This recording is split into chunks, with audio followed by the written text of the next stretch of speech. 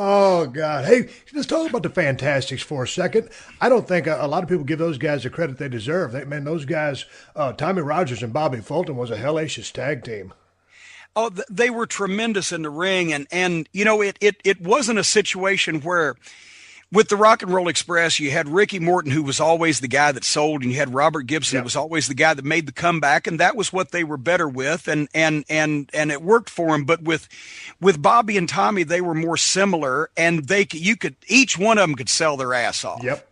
And Bobby Fulton's been one of my friends since way before I got into business. And he was an underneath guy and I was a photographer, and he used to ride with me and my mom because he didn't have, he was an underneath wrestler back in those days and didn't have the money to get to the towns. But, Tommy was more athletic. I always joked to Bobby. I said, Bobby, you don't weigh but 210 pounds every time that I have to wrestle. I pick Tommy up. He goes right up, and you're the heaviest guy since Bruiser Brody. I can't slam you to save my life. But they were great workers and great athletes. And actually, as far as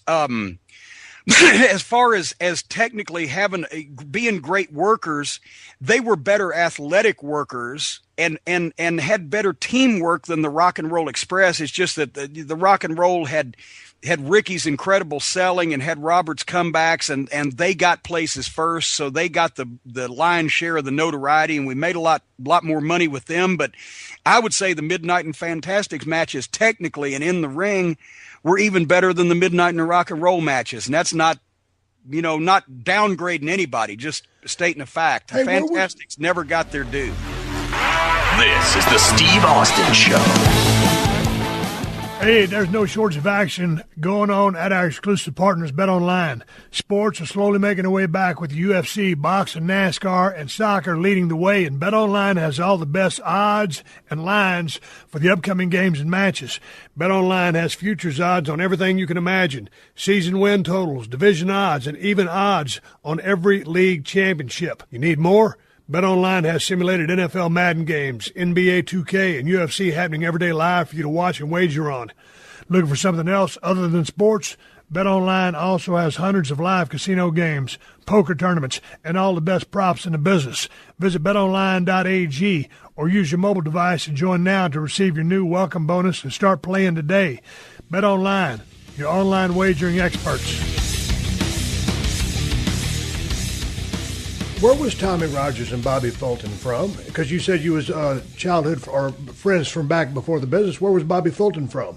Bobby's from Chillicothe, Ohio, and he started working at the time. They didn't call it independent wrestling; they called it outlaw wrestling. Right. It wasn't the recognized territory in the area, but he started as an outlaw wrestler when he was 16 years old, I guess, and worked in that capacity for 3 or 4 years till finally he got a spot with Jerry Jarrett in the Memphis territory. And Tommy Rogers also actually was, I believe he's originally from Florida. He lives out in Hawaii now, so he's smarter than all of us. What's he doing out there?